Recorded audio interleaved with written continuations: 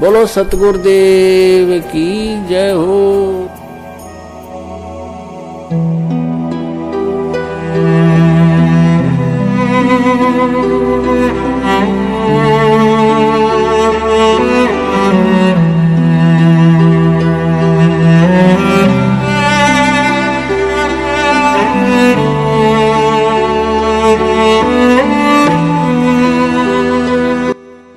बंदी छोड़ सतगुरु रामपाल जी महाराज जी की जय हो। परमात्मा की सभी प्यारी आत्माओं को पवनदास जयपुर वाले का सत साहेब। पुण्यात्माओं, परमेश्वर कबीर साहिब जी के कलयुग में पूर्ण अवतार परम संत सतगुरु रामपाल जी महाराज जी ने सर्व पवित्र धर्मशास्त्रों का निष्कर्ष निकालकर जो संपूर्ण मोक्षदायक भक्ति भगत समाज को प्रदान की है, उसमें 3 समय की आरती करने का विधान है, जिन्हें क्रमशः सुबह का नित्य नियम, दोपहर की असुर निकंदन रमेनी व संध्या आरती कहा जाता है। संध्या आरती के समय की जाने वाली आरती के अंत में 2 चौपाई ऐसी आती हैं जिन्हें बोलते समय 90% भगत भाई बहन कुछ हिचकिचाते हैं। जैसे पहले वाणी है, तुम्हें कहाँ ढूंढ कर लाऊं, मैं तड़प तड़प रह जाऊं, आप गए अमर स्थान, दई छोड़ तड़पती दासी। और दूसरी वाणी है, स्वामी राम देवानंद दाता, आपकी घनी सतावे वो बाता, आपका रामपाल अज्ञान किया सत्य लोक का वासी।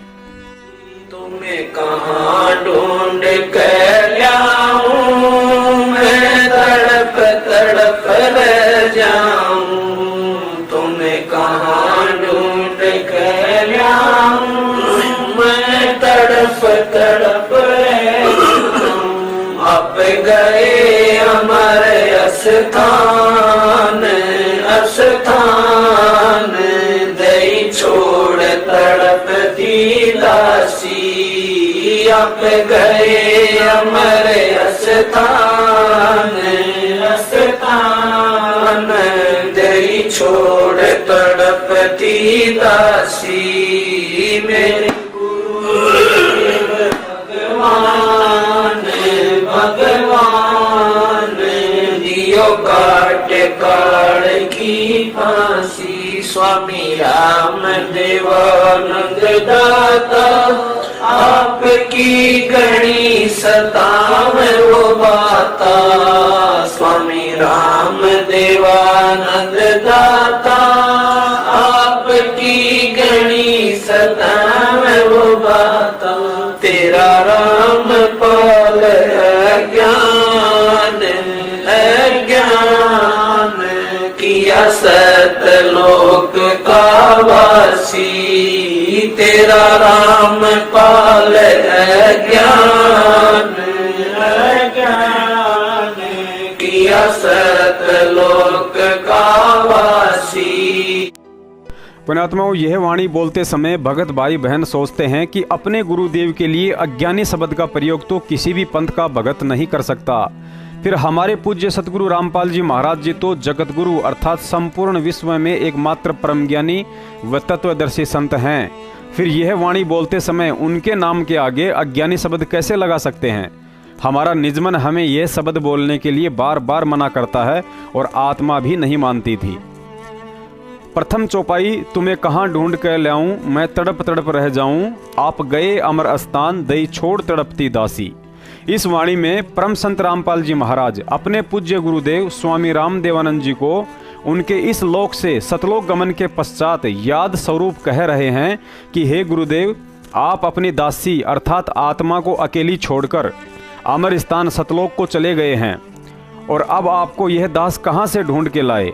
अब तो आपके चरण कमलों में बैठकर बिताए उन क्षणों को याद करके आपके वियोग में तड़पने के अलावा और कोई रास्ता नहीं है। परमात्मा की दी हुई बुद्धि से दास इस वाणी का नंबर आने पर चुप हो जाता है, क्योंकि पवित्र भक्तिबोध में यह वाणी हमारे परम पूज्य सतगुरुदेव रामपाल जी महाराज जी ने अपने पूज्य गुरुदेव स्वामी राम देवानंद जी के विषय में लिखी है और बोलते हैं। जबकि हमारे परमेश्वर कबीर साहिब जी तो सतगुरु रामपाल जी महाराज जी के चोले में अभी हम सब आत्माओं के साथ इसी लोक में हैं और सहशरीर हैं, अतः दास इस वाणी के समय चुप ही रहता है।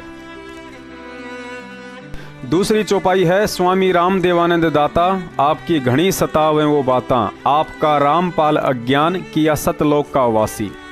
इस वाणी में भी सतगुरु रामपाल जी महाराज अपने गुरुदेव स्वामी राम देवानंद जी के अमरलोक गमन के उपरांत उनको याद करते हुए कह रहे हैं कि हे गुरुदेव, आपके सत्संग रूपी अनमोल वचन और आपकी प्यार भरी बातें बहुत याद आती हैं, और आपने अपने दास रामपाल अज्ञानी पर यह अनमोल सतभक्ति और सतमंत्र देकर सतलोक भेजने की विशेष रजा बख्शी है।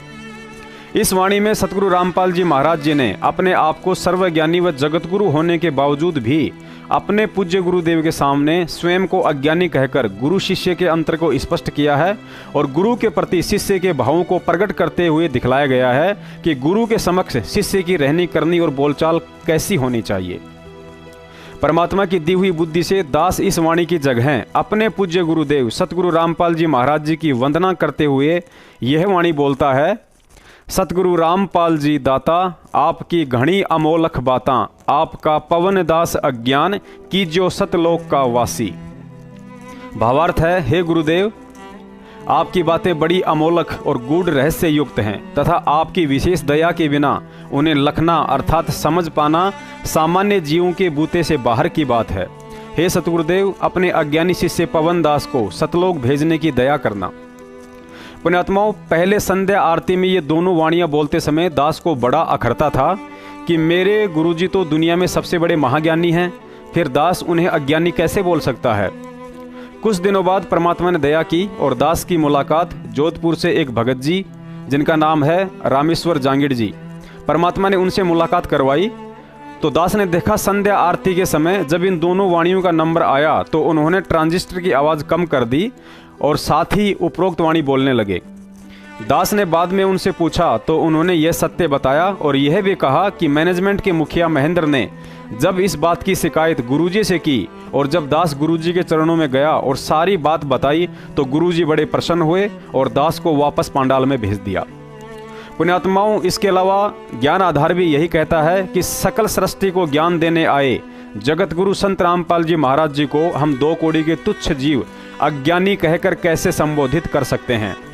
इसके अलावा संगत को यह जानकर हैरानी होगी कि यथार्थ भक्ति बोध के अनुवाद में सतगुरु रामपाल जी महाराज जी ने पूरी संध्या आरती का अनुवाद किया है, लेकिन अंत में मेरे गुरुदेव भगवान का अनुवाद नहीं किया।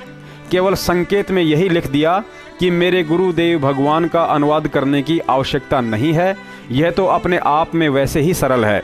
जबकि तत्व ज्ञान की दृष्टि से देखा जाए तो इन अंतिम चौपाइयों में कितना गहरा रहस्य छुपा हुआ है।